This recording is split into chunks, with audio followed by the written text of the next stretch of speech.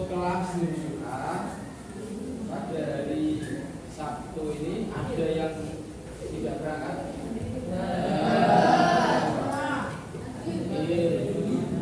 Tidak ya? Oke. Sudah siap mengawali pelajaran? Siap? Sebelum pelajaran kita mulai, untuk meningkatkan fokus, kita ice breaking tipis-tipis. Oke? Saya tentukan. Tepuk 1, tepuk 2, tepuk 3. Oke? Bagus?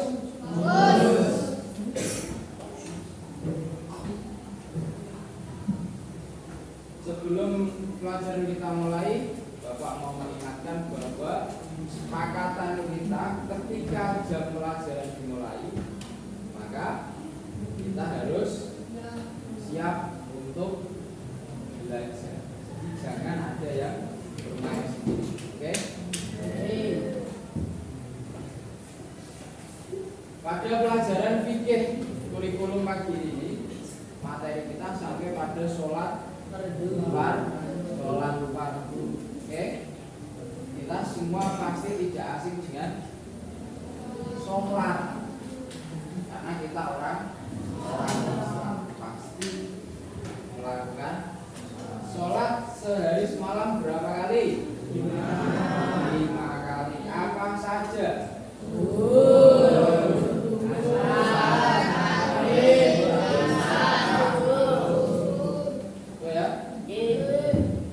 Tadi pagi ada yang tidak sholat subuh.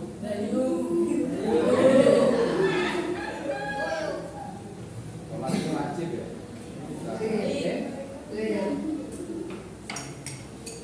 Ini berhubung tidak ada proyektor, karena proyektor lagi dipakai oleh kelas 9, harusnya sudah perlu kita share ke proyektor. Coba karena terkendala proyektornya, karena PPT-nya sudah Bapak buat, jadi ini nanti sebagai penggantinya perwakilan dari kelompok maju, oke, untuk membacakan PPT.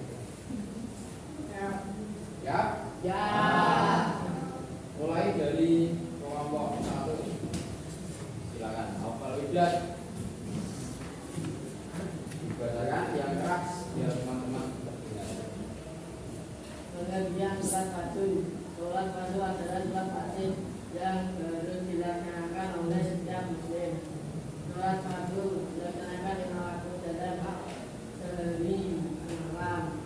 Meninggalkan sholat fardu tanpa alasan yang dibenarkan termasuk dosa besar.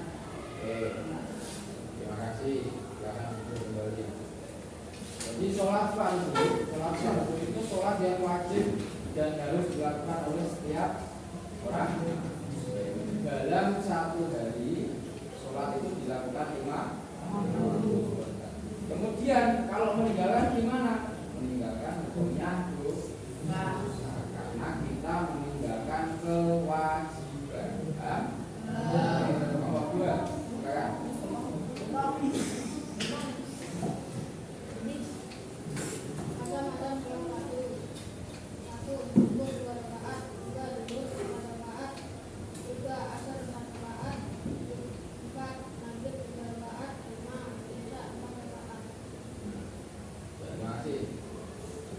Ada yang nggak hafal rakaat sholat?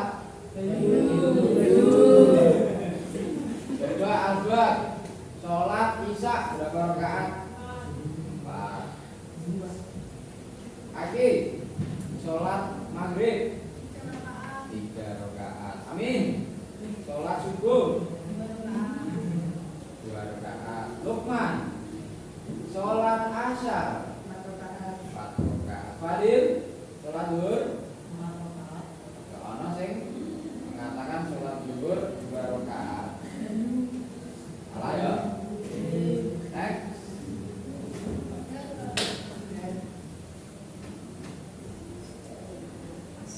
Syarat wajib sholat 1 boleh 2 boleh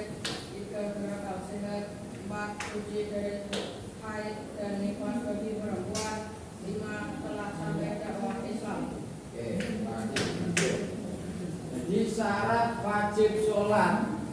Jadi kita wajib untuk melakukan sholat itu syaratnya ada 5. Islam, orang Kristen nggak wajib sholat, dia bukan orang. Kemudian balik itu kalau laki-laki berarti sudah dia pernah mimpi basah, atau lebih singkatnya sudah hitam. Ada yang belum hitam? Sudah ya? Berakal sehat, akalnya sehat, bukan orang gila. Orang gila nggak wajib kan suci dari haid dan nifas, ini bagi perempuan dan bagi kita nggak berlaku. Kemudian telah sampai dakwah Islam, kita semua sudah tersampaikan dakwah Islam, jadi nggak ada alasan untuk tidak wajib melakukan. Selanjutnya nomor 4.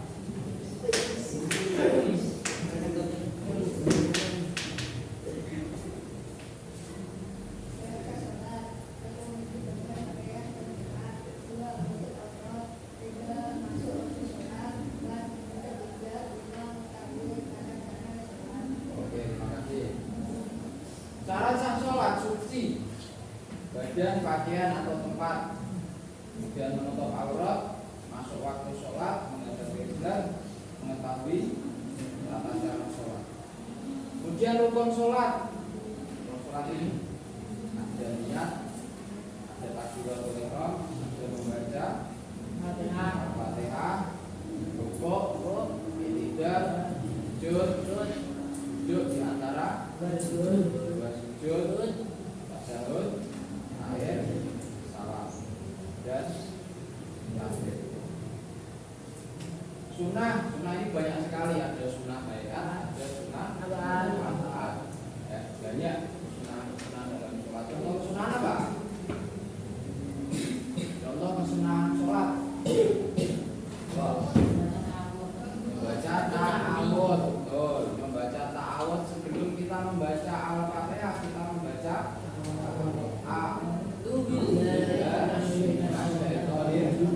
apa lagi? Kunut itu sunnah, tapi sunnah sunnah yang dikuatkan. Ya. Apa lagi? Sujud, tapi ketika kita meninggalkan rukun atau sunnah baik, sunnah abad. Terus salam yang kedua itu sunnah. Assalamualaikum warahmatullahi wabarakatuh, itu salam pertama wajib karena rukun. Tapi kalau salam yang kedua sunnah, itu banyak sekali.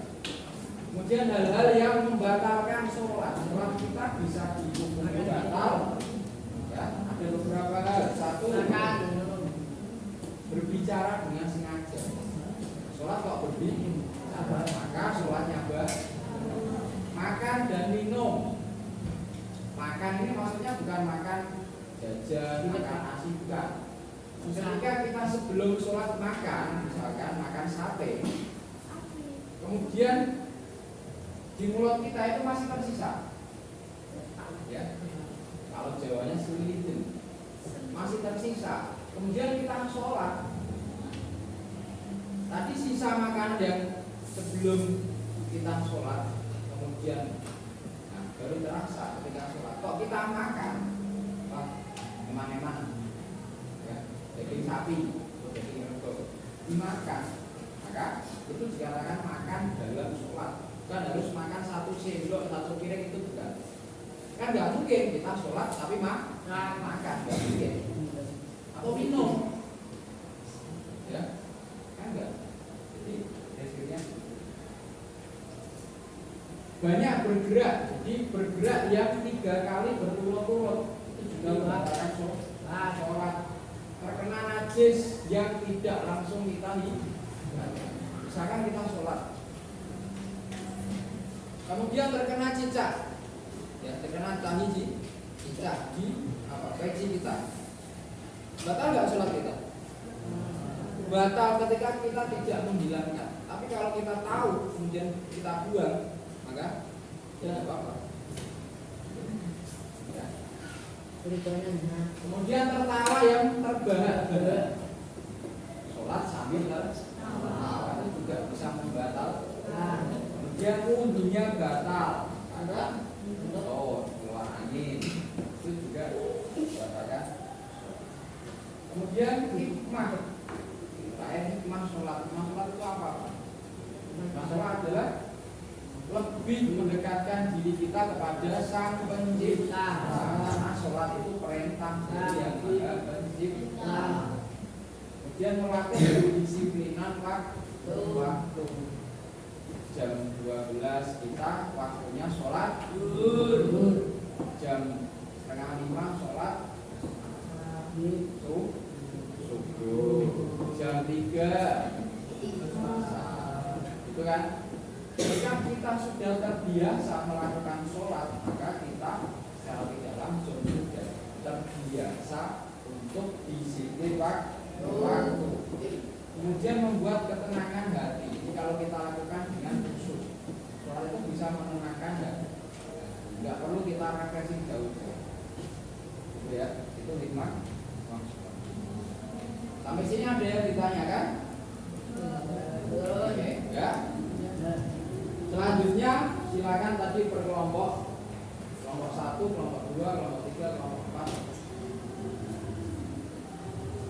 berdiskusi sesama anggota kelompok, kemudian nanti menyampaikan apa yang menjadi bahan diskusinya ke depan. Oke? Ya? Silakan.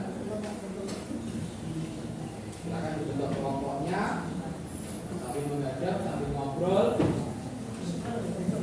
Temanya tentang sholat. Ketika ada kejanggalan silakan nanti ditanyakan. Boleh ke kelompok lain, boleh. Saya, gimana? Ditulis di kertas, disimpulkan. Oke. Silakan waktu 10 menit.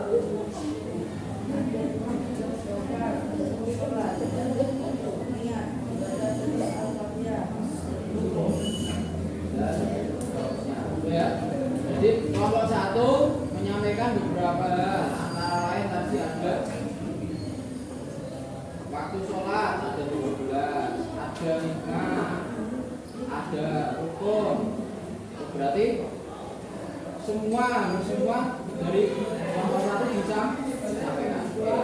Kasih tepuk tangan.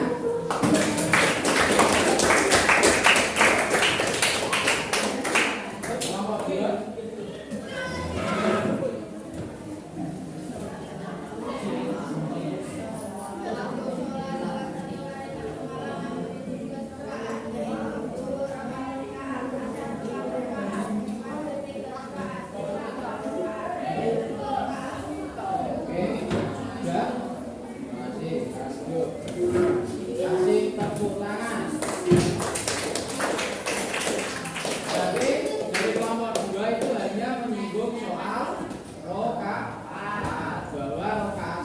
Jumlah 1 hari 1 malam kalau di global ada 17.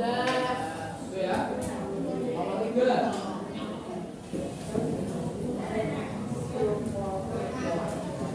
Yang lain bisa menyimak.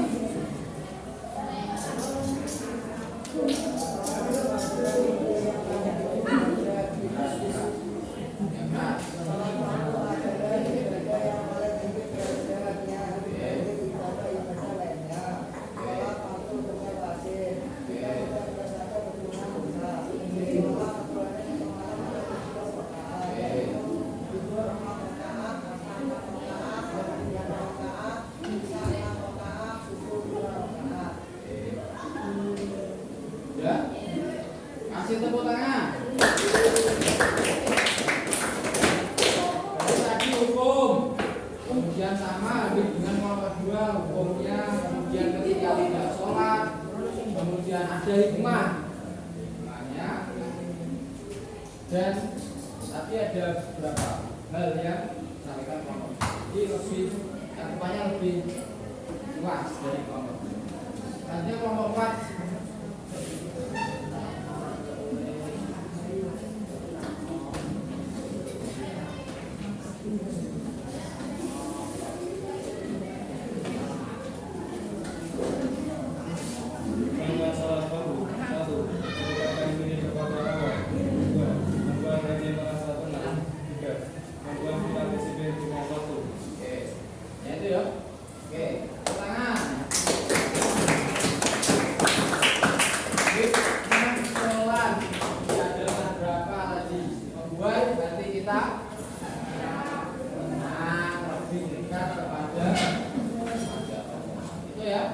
Itu dari hasil diskusi kelompok kalian masing-masing. Berarti bisa Bapak simpulkan bahwa kalian sudah paham tentang materi yang pagi ini Bapak sampaikan tentang sholat.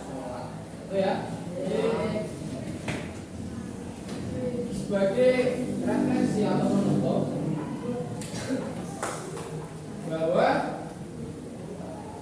selama materi tadi kesimpulannya adalah sholat fardu merupakan kewajiban yang utama bagi setiap umat Muslim.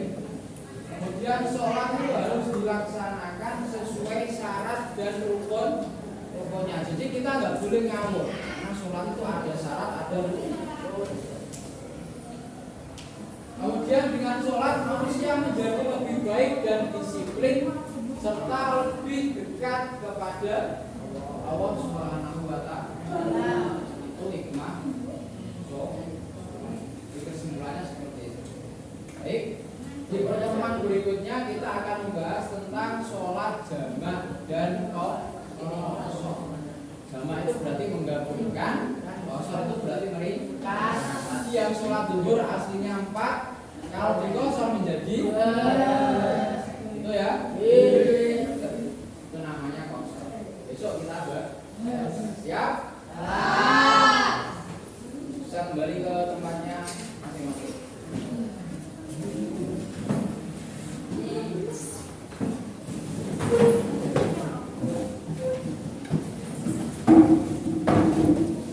Oke, sebelum Bapak akhiri pelajaran pada pagi hari ini, oke. Alangkah baiknya kita berdoa bersama-sama dengan harapan ilmu yang telah kita pelajari pagi hari ini semoga bermanfaat. Silahkan kita amalkan. Baik, untuk doa akhir pelajaran bisa dipimpin oleh ketua kelas. Bismillahirrahmanirrahim. Rabbana atina fid dunya hasanah wa fil akhirati hasanah wa qina adzabannar. Amin. Oke, sebelum Bapak akhiri kita kasih tepuk tangan untuk diri kita semua.